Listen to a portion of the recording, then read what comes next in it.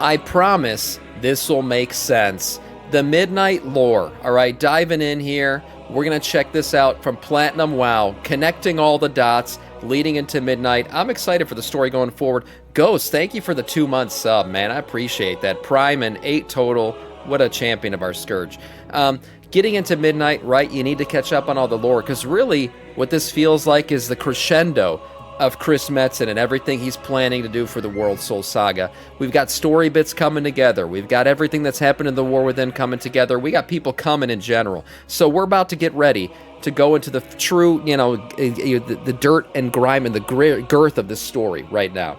Midnight is truly the kickoff of what the World Soul Saga story is supposed to be. No more transition stories, no more weird odds and ends to close out. That's it. We're full tunnel vision now. It's time to get into the World Soul Saga story. So let's see how Platinum WoW lays out all the lore for us as we prepare to jump into Midnight. Ooh. I knew it! This whole time, I knew it was her plan. No one believed me, of course. They called me a conspiratorial madman.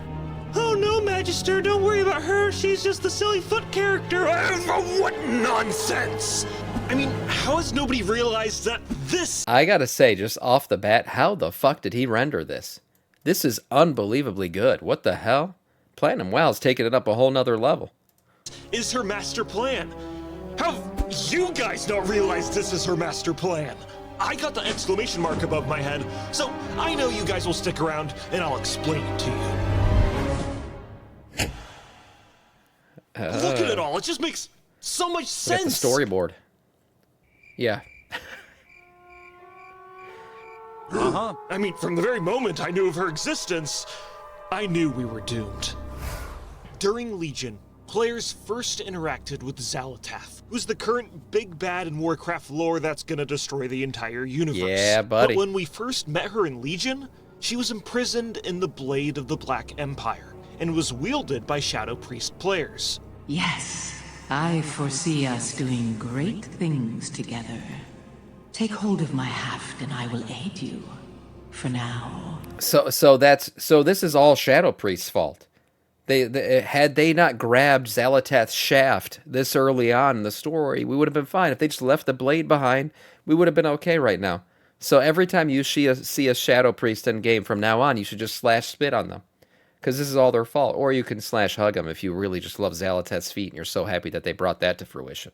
But at the end of the day, this is what happened. Worth it? Yeah. Yeah, I'm sure.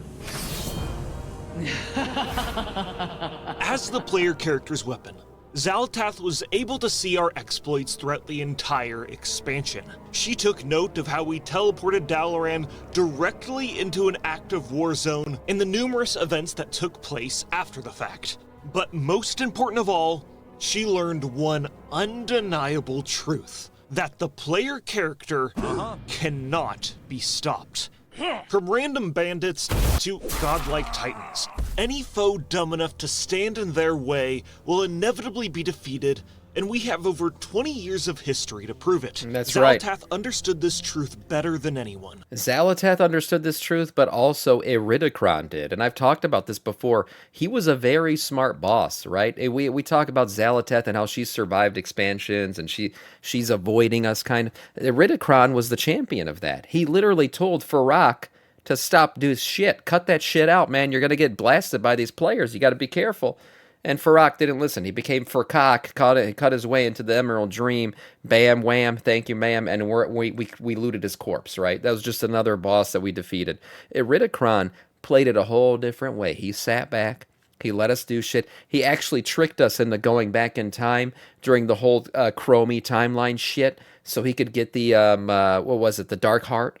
Right? He completely fucked around with us, dicked us over, and then left. And without ever challenging us face to face because he knew that if he did that, he'd probably be defeated. So him and xal'atath have known that they've acknowledged the fact that the players are not somebody you necessarily want to challenge unless you know you're going to win. Now, we are going to, in some way, shape, or form, fight against xal'atath. I think in Midnight in the first, third raid. that's launching with this thing. We'll see. But the Void Spire, actually, it's the first raid. We'll see how that ends up playing out. I know the last fight has to do with her. She's going to beat us, obviously. Probably, hopefully, beat us off as well. And then we're going to head into whatever happens after that defeat. So, I mean, yeah, plan it out to not play against the players. An interesting trope that's now taking place with a lot of these endgame bosses. Whatever her grand design was, it could not oppose the player. It had to account for them. Or better yet, use them. And she did exactly that in the battle for Azeroth because she knows you guys just love doing quests, and used you to finalize her deal with the old god N'Zoth, freeing herself from the blade of the Black Empire. We will meet again. I am certain of it. So, xal'atath being free is your fault. So do you want to, I don't know, apologize or something? Okay, well, since then, not only do we have to worry about xal'atath, but we also have to worry about this guy she's allied with. I did not pre-watch, okay? Every time I mention a character before he shows up in a video, it's like I get accused of this shit. I just know the lore. This is why this happens all the time, all right? Me mentioning a Ridicron right now and then him pointing at a Ridicron 30 seconds later is not an indication of pre-watching. That is simply an indication of the fact that I know the lore, just like Platinum WoW knows the lore, and that's why we got this character, okay? I don't want to hear that shit. I'm not even going to look at chat right now. I'm not even going to look at chat. I don't want to fucking hear it. All right, let's just move on. Dragonflight, a long-imprisoned group of proto-dragons known as the primal incarnates were unleashed.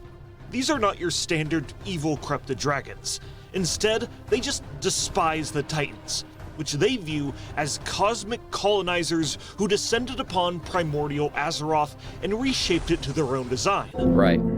Which isn't wrong, they did do that. And now the primal incarnates want to erase the Titans' influence entirely. While there are multiple primal incarnates, the one that we need to worry about is Iridikron, the leader and brains behind the bunch. He's there. Immediately after being freed from their prisons, they go and obtain an unnamed powerful... I liked Iridikron, I did. I say what you want about Dragonflight and its lore and the huggy kissy feelies, and really just felt like a furry scaly boy expansion. The bosses in it, with we had Iridikron, Furkak, and Vaginoth all there doing their thing, and I think they all played an interesting role. But Iridikron to me was my favorite. He was actually a cool character that came out of this that expansion, and I'm excited to see kind of what he does in terms of his plan for the Titans, because he's just a measly, elemental proto-drake. What the fuck is he going to do in the face of Titans? I don't know. I mean, so far he's been a really good planner up to this point. I'm betting, if I had to bet on anything, it's that Iridikron has a plan. Right? That's your Kashi bet of the day. Does Iridikron have a plan for the Titans? I put all my money on yes. Artifact.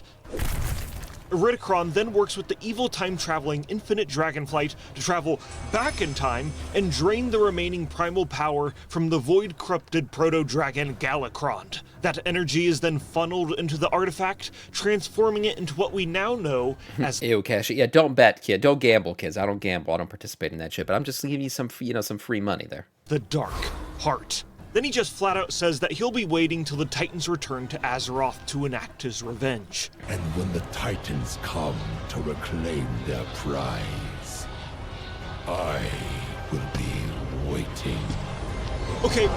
Iridikron team up? Maybe? Yeah? Maybe he's going to be on our side, right? We both want to kill the Titans, maybe. Pause. You see that silhouette behind him? That is xal'atath. Yep. So let's lay Iridikron's plan out plainly. He hates the Titans. They arrived on Azeroth, imposed order, and declared the world theirs. Right. Iridikron wants revenge. True. Unlike other villains, though, he isn't surrendering himself to the Void. Instead, he's using it as bait to attract the Titans, who think Azeroth is in grave danger, and then he's gonna defeat them. Somehow. Yeah, xal'atath we don't know how and yet. the Void corruption are his bait. Do you see what I'm saying? There are levels to this. Before I even explain exactly how screwed we are, just know there is probably an even worse fate waiting for us immediately after in the next expansion. Right, yeah, and you got to remember, Viranoth says to Iridikron early on, she was like, when she found out he was teaming up with the Void, she was like, do you trust the Void or something? And he says, I forgot his exact line, but it was like, I trust its hunger. So like its ability to devour, I guess, he basically trusted the fact that this is going to get the Titans to show up. And again, like he said, we don't know what the plan is. We don't know the end game. We just know he has a plan to get the Titans over here, and his plan was basically unleash the void so these guys actually show up again. 40 Doesn't chests, that worry yep. you just a little bit? Okay, then let me explain to you why xal'atath is so dangerous. Now, her story has already been explained to you in-game, practically in reverse, amongst a ton of other lore, drip-fed with little bits of information 6 months at a time, and over the span of a decade. So it makes sense why you're so clueless, but bear with me for a moment as I explain what we do know. I can't get over this animation. This is he's did such a good job. I don't know how he's doing this. If he's in like some kind of green suit or something, but the movements are so fluid. The hair movement too. Damn. About this entity He did that a is great gonna job kill of it. us all. Okay, let's see here. Let's start 100,000 years ago on an entirely different planet. Ethereal lore. Dimensius is the biggest, baddest Void Lord that consumed every other Void Lord and then started to manifest into our plane of existence and consume everything in sight. But the thing is, Void Lords like the All-Devouring struggle a lot to actually manifest into Right. our physical universe. Before being a Void entity, xal'atath was a alien baby thing that was consumed by the Void. She then became the All-Devouring's harbinger and easily moved through our reality and found the world of Koresh. The planet Koresh being one of the few in existence that contains a living world soul, which saw its impending doom of being devoured and sent a telepathic cry for help to its denizens. But while xal'atath inspected Koresh to make sure it was a fitting meal for her master, she discovered that the people of Koresh had these powerful artifacts called the Reshi Ribbons that could be used to absorb Reshi ribbons or Reshi wraps? Or was it not a wrap until you wrapped it around yourself? Maybe. I'm sure. I trust WoW, Platinum WoW on this stuff. an immense amount of power, convert it into arcane energy, and blow up the planet and destroy it. And xal'atath didn't really Dimensius. like it. So she planned to betray the All-Devouring and conspired with a guy called Locust Walker to use the Reshi Ribbons to blow up the planet, which broke into 1,000,000 pieces. Now, it was Right. supposed to kill the Void Lord, but the people of Koresh messed up and also became beings of pure energy called the Ethereals.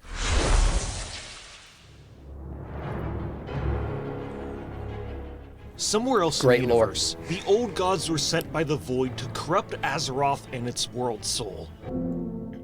But, They were supposed they to. weren't really successful in doing that, and instead are waging war against each other to claim the planet. Yeah, well, so they arrived on Azeroth. Their whole thing is they're supposed to corrupt the planet, prepared for void devouring and all that shit. And instead, they started to get into political conflicts, right? They wanted to rule the planet. And each of them did fought their way against each other. And then this kind of settled into, there's a map out there of it, but they settled into their zones where they ruled over those specific zones and essentially ruled like gods, right? They took over the role of almost like titans of the planet. And then you have your curse of flesh, everything else that happened because of them. But yeah, the old gods displayed one thing that was very interesting. Maybe the first time it ever showed up on Azeroth, and that was free will. The old gods displayed free will before the Titans ever did, because the Titans, their influence on Azeroth was very much orderly. You listen, you obey, you follow our instructions. Old gods showed up. They didn't even listen to their void lords. They didn't even acknowledge, they do their job. They decided to do whatever the fuck they wanted. And then they imposed the curse. Then we got the curse of flesh on us, right? And we developed free will. So at the end of the day, who do you have to thank? In WoW, at least, for your free will? The old gods. That's right. The gifters of free will. We don't call it the curse of flesh around here. We call it the gift of flesh, because that's what it gave us. But why? Well, this is where I think Azeroth gave free will. Azeroth also did give free will. Yes, this is true, because we have the Earthen, right? And how they were doing their digging, and when they got really close to the world soul, they became what? The Thragar. And what are the Thragar? The diamond encrusted boys. Essentially, what diverged them away from what normal Earthen were was they developed free will. right? And that was when the Titans started doing the mind-wiping shit and all that other stuff on Earth and to stop them from developing free will. But every time they got close to Azeroth, they developed free will. So it can all maybe be linked back to Azeroth, and that maybe Azeroth's world soul influenced the old gods to have free will instead of serving their overlords, who then influenced us to have free will. So maybe it all goes back to, ooh, maybe she is the originator of free will. Damn, we're doing some lore-breaking conversations here. Interesting. I'm going to get a little bit into lore speculation. Free will's overrated. So bear with me for a moment. During the War Within, it's revealed to us that the Earthen, among other Titan creations, were given free will by being in close proximity. Okay, I swear to God, I did not know he was about to talk about this. But it is an interesting lore trope that I've often talked about on my channel. This is getting ridiculous because at this point I can't even deny pre-watching anymore because like all the evidence is stacking up against me. But I swear to you, I do not have the time to pre-watch these videos. I just know the lore. Okay? For the love of God, I can't believe this keeps happening. Shit. Proximity to the world soul of Azeroth. Azeroth having the ability to grant living things free will is super duper special in the Warcraft universe. This looks so bad right now. This is the same thing that happened to the old gods. They dug deep into the earth, and Azeroth granted them free will, and then the old gods wanted the planet for themselves, not for their void overlords. After destroying the all-devouring, xal'atath... Okay, but in all honesty, if I pre-watch the fucking videos, would I talk about the shit right before it gets revealed? Because then I'd be giving myself away as a pre-watcher. Okay, I would strategize to not look like I fucking pre-watched this shit, okay? Damn it. Xal'atath was here on Azeroth, These allegations. and saw the old gods were building... something. N'Zoth should have known xal'atath would target Ny'alotha when she learned what he was building. Fortunately, our aid will leave him in our debt. Interesting. Right now, we don't really know exactly what N'Zoth was building, but xal'atath tells them to knock it off, and then the old gods work together to imprison her in the Blade of the Black Empire. She then whispers to the weakest of the old gods on Azeroth, who is also N'Zoth, and offered to team up with him to dismantle his siblings. Consider what greatness could be yours if your siblings. I'm gonna do this quest line stand today. in your I didn't do way. this yet. The offer stands. You need only reach out and claim it. Xal'atath's offers. She's made a couple of them. And one thing about Xal'atath, and one thing that we find I struggle with her, is like even with her story about her past and how she was once a mortal little child, is she lying? Is she lying? I don't think Xal'atath's a liar, necessarily. I don't. I think she just leaves truths out of her truths. That's it. Like whenever Xal'atath promises power or promises you the ability to defeat your enemies, promises that she's going to help us defeat Demancius, she hasn't lied, right? Or promises Shadow Priest's ultimate power. She didn't lie about that. She just leaves out the other shit that's going to happen because you accept her promise or her deal, right? So her whole thing about her past, I do believe her. She might just be leaving out bits of the story that would be important to us to know, but she intentionally doesn't reveal the entire truth a lot of times. Okay. Eventually, the Titan Keepers show up to Azeroth, imprison all the old gods, and Xal'atath is floating around as a dagger for thousands of years, being wielded by various people and manipulating them in the process. Then in Battle for Azeroth, she tricks the players gotta read and the help them fine print with finalize her Xal'atath. deal with N'Zoth, and is freed from the Blade of the Black Empire.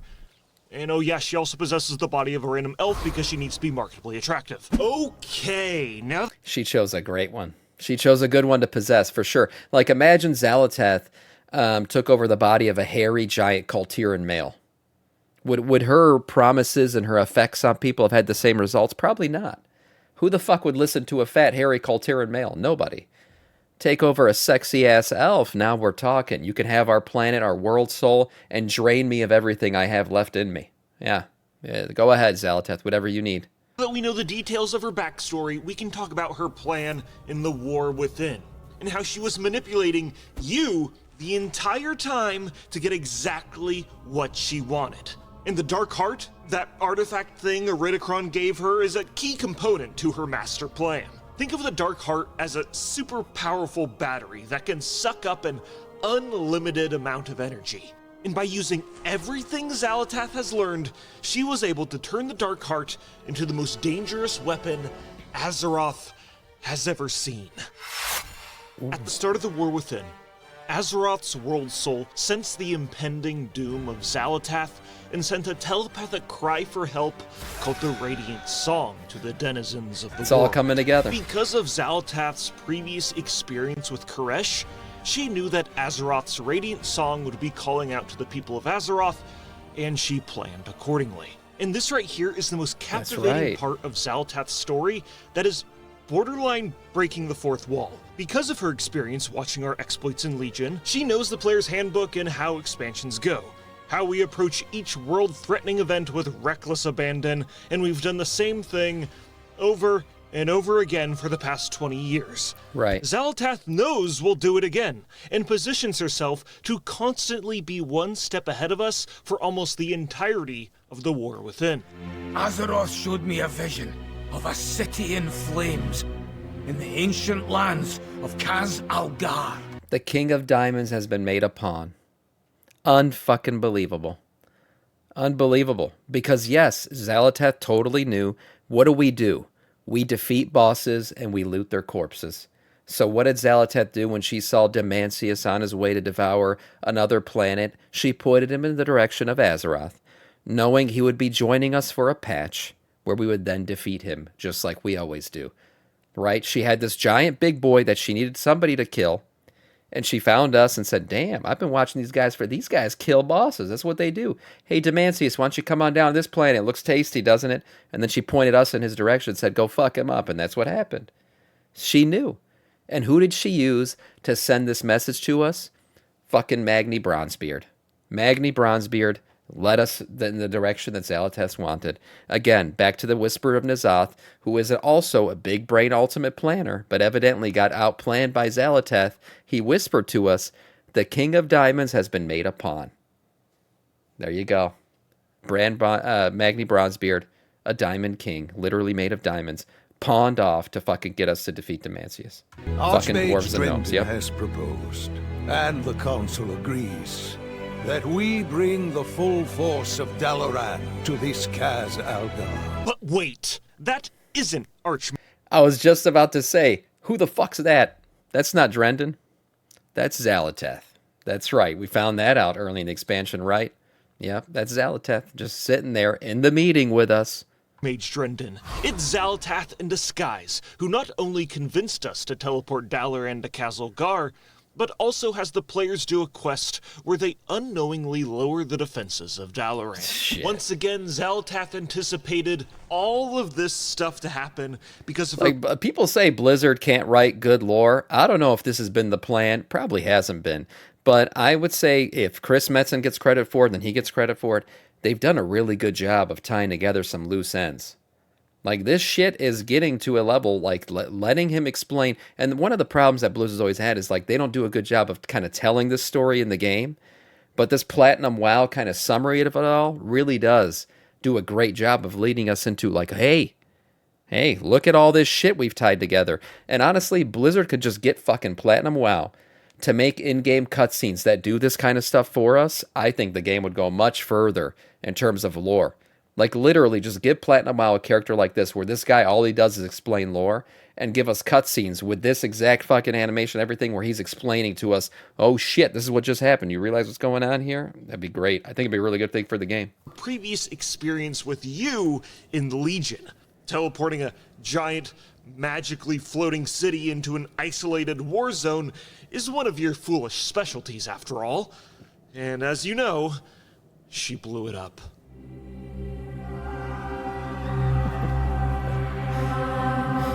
She sure But did. before that, she allied with the Nerubians to take a whole bunch of hostages from Dalaran. Because she knows that you murder hobos would retaliate by traveling to their kingdom and just slaughter a whole bunch of bugs. How does that help her? Well, let me explain. Okay, so before the War Within, Xal'atath approached the fading kingdom of Aj Kahet with a tempting promise, a return to the glory it once knew. By harnessing the power of the Black Blood, which is old god blood embedded deep within the earth, the Nerubians could ascend into terrifying new form. Another xal'atath promise. Was she wrong? No. She did ascend them. Like, literally, the Nerubians were just fucking bugs we could squish in a heartbeat. Fucking trash, right? She ascended them into a world threat. Literally, they became one of the most powerful kingdoms in existence when xal'atath brought them up in power. So powerful, in fact, that player characters had to go in and raid the kingdom and take them out, right? We don't raid fucking randoms. We don't raid little bitches, okay? We only raid threats. And she obviously ascended them to the power to the point where they became a threat. So she didn't lie to her by saying that she was going to make them powerful again. She just left out the part where she was leading them to their deaths eventually, because she knew once they ascended to power, they were going to get our attention and we're going to show up and kick their asses. She knew that was going to happen. They're still alive, yeah, but they're leaderless and corrupted by black blood now, and God knows what the fuck's going on with them. Empowering their kingdom and standing ready to oppose the player characters who threatened it. To ensure this war, she had the Nerubians take hostages from Dalaran. We can even talk to Arathi NPCs who say that this behavior is very strange for the Nerubians. But xal'atath knew that taking hostages would help provoke a war that the Nerubians could never win. You are the player characters, after all. Nothing has stopped you before, so why would a bunch of bugs stop you now? You were a means to an end. Your survival wasn't necessary. I simply wish you had lasted a little longer. Damn. But there is a crucial Hold on, I gotta hear that voice note again. I gotta hear this one again from her. I simply wish you had lasted a little longer. Blizzard knows what they're doing. I'm telling you, Blizzard knows what they're doing. Somebody over there is writing voice lines for xal'atath, and they just know. They're teasing us. But there is a crucial detail to xal'atath's plan that you need to understand. Void magic is fueled by violence. And what force on Azeroth creates more violence than player characters? By placing a void-infused kingdom directly in our path, xal'atath has ensured bloodshed was inevitable. True. To her, the Nerubians were never really allies. They were just vessels, these void-soaked blood bags sent to march into the neighboring land of Hallowfall to be slaughtered, and then their corrupted blood will... Constitute said it's weird to simp over xal'atath now. She was a child in her cinematic. Well, that was a long time ago. I mean, that was before even the ethereals were... she's thousands of years old now, I think. I mean, the only thing that'd be weird about simping over xal'atath at this point would be she's probably grandma age, right? She's ancient grandma age. She's thousands of years old. No, she's not a child anymore. Jesus Christ. We're going to Epstein Isle right now on xal'atath. Splatter across the zone, seeding xal'atath's influence with every death. Meanwhile, during all of this expansion, she is constantly taunting Illyria Windrunner, a character with a dark Naru inside of her, which is akin to having a nuke fused into her soul, which she's constantly having to temper. Without giving away too many spoilers, breaking Illyria and having that pent-up void energy lash out within her is certainly a part of her plan. But with our help in enacting Nerubian slaughter, xal'atath is finally able to move into Hallowfall herself, where she drains the power of Beledar. Beledar is a... This moment I still don't fully understand. How the fuck did Illyria trick her? This is the only time really in the entirety of this expansion, or any point when we've seen xal'atath, where it looks like she misplayed her cards a little bit. Because Illyria's ability to crack the Dark Heart was like, oh shit, she kind of got her. She did. Now, I don't know if it's because Illyria's dabbled in void magic, all that other shit. Maybe, there's a little bit of difficulty there for xal'atath to truly understand what Illyria's thinking. But this one was an interesting moment, for sure. It marks the only time that I remember xal'atath kind of getting tripped up for a second. She obviously fixed it. She went and got the goblins to do her bidding and fix the Dark Heart. But there was a moment there of, oh, she got fucked up a little bit. Calcified fragment of Azeroth's world soul. But really, it's just another vast reservoir of power for xal'atath to draw into the Dark Heart. But then... this. She clearly attempts to dodge it. She doesn't want this to happen, except she got exactly what she wanted. It wasn't a trick. No, she easily fixed it. She fixed the issue, right? Then the ethereals show up, take the dark heart away. She had to go back and get that shit. But this was a mistake, clearly. I don't think this was planned. It doesn't look like it was to me.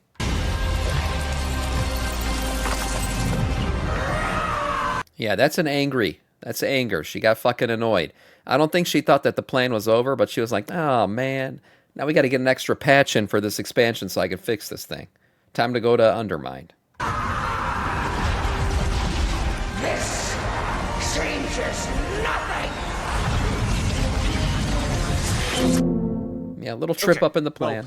Well, the Dark Heart being damaged definitely was not a part of her plan, but I think that's Again, I didn't pre-watch. It's very obvious that that's what happened there. what makes It was a xal'atath mistake. even more dangerous. Not every plan she has goes her way, but as you guys will soon see, she can adapt. by the end of the expansion, she's able to come out on top and become even more powerful than previously intended. So what I'm saying is, you're still screwed.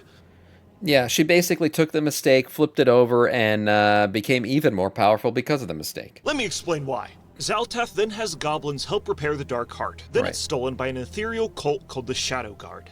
These ethereals were working for xal'atath, but the Shadow Guard King returns and orders them to take the Dark Heart back to Koresh to revive them. Now, we've ran into a bit of a problem. xal'atath alone cannot defeat them if he is revived. We alone cannot defeat him if he is revived.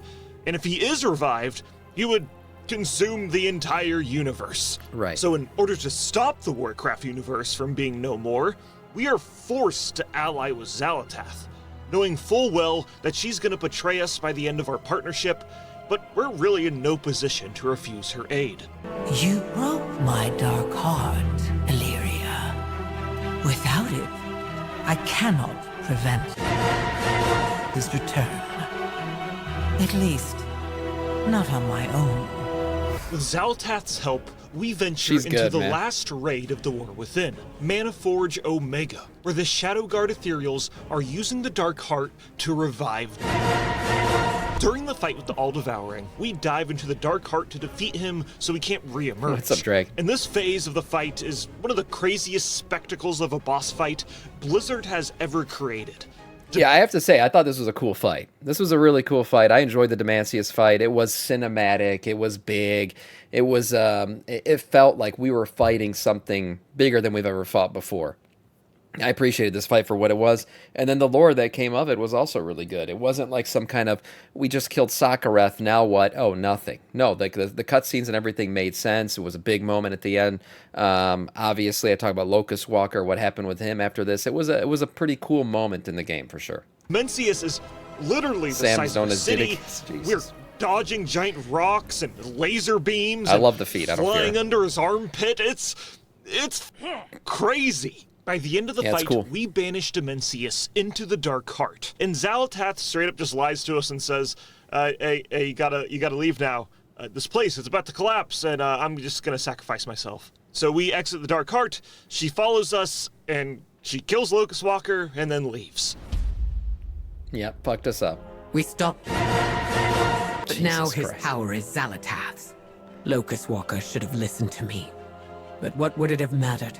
Had Yeah. to be stopped. He would have killed us In if the we didn't end, do it. the one who profited most was xal'atath. And now we must stop her. More powerful, and without my mentor, our ally, who understood her best. Okay, so let's break this all down. By the end of the expansion, xal'atath's Dark Heart is filled with the essence of Galakrond, Dalaran, maybe a little bit of Beladar, the Black Blood, Yep.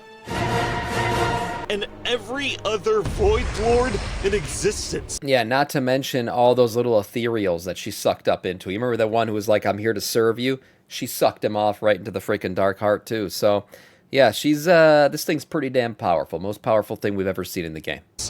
These are immortal beings that live outside of the borders of our reality that have existed in the universe. There is one thing. There is one thing. Now, it won't be at the level of the Dark Heart, maybe. But the Sword of Sargeras, didn't we drain all of our artifact power from our artifact weapons into it to kind of neutralize it a little bit?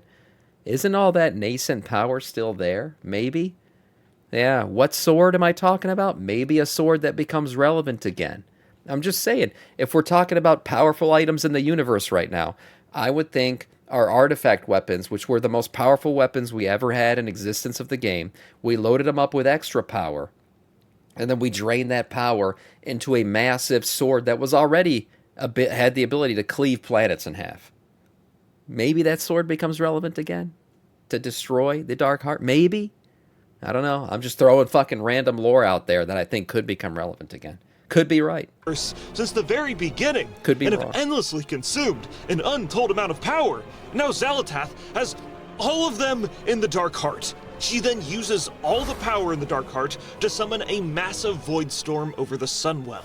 And every paladin, every priest, every flicker of light on Azeroth is needed to consolidate into one singular place to push back the storm from destroying the sunwell. Which, yeah, that's all horrifying, and we're all probably gonna die devil's thanks to anus. your incompetence, but there's another layer to xal'atath's plan that I feel like nobody's really talking about. In the cinematic for Midnight, Liadrin summons is an army of paladins to push back all the void bad guys, blah blah blah blah blah, whatever. Right. After this happens, xal'atath just smiles and disappears. Literally disappears. Yeah, she did. So it begs I the remember that. question, is this whole void storm thing just another distraction? Yeah, probably. Is xal'atath one step ahead of us once again and left to go execute her real goal? With all of Azeroth Was the Dark Heart not destroyed? Yes, so she did, yes. In this cinematic where she does this whole Void Spire thing, she does drain the Dark Heart of everything that it has. That's true. It falls down, it's got nothing left in it. But whatever this is where all that power is now. So we're going to have to destroy that shit. Wes, when I said destroy the Dark Heart, I meant destroy whatever it's become. It's become this fucking weird Void Spire thing. We don't know what that is yet, but we'll find out.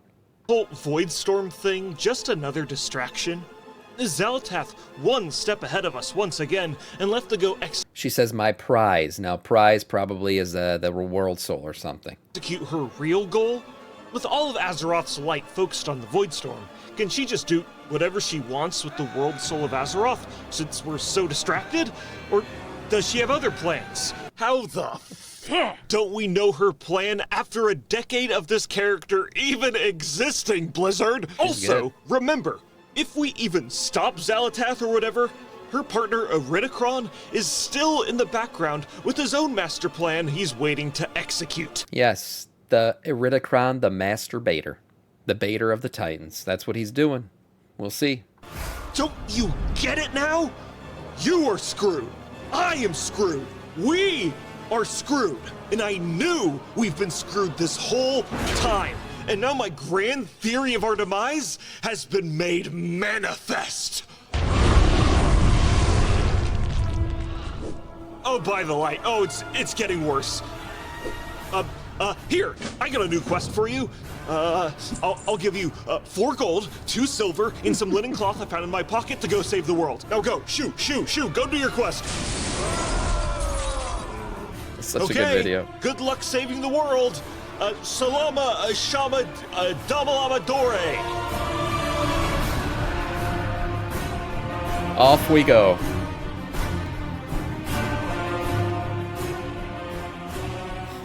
Created by Sixten. Oh.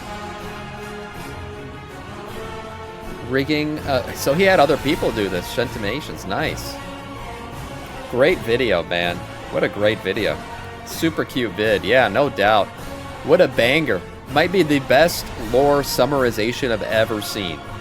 Yeah, great video. Nice one from Platinum WoW. Highly suggest you guys go check this one out and give it a like as well. Build out this fucking video spread throughout all of YouTube. Nice one. Great summary. xal'atath's plan. All coming to fruition. Everything we've discussed all up until this point, leading through the World Soul Saga into the Last Titan. We'll see where it all ends up going. But so far, I feel like xal'atath as a character and her lore, Blizzard's been cooking. And I like what the kitchen's putting out. I like the smells coming out right now. We'll see what ends up happening. Great video overall from Platinum WoW. Excited to see where this lore goes for sure.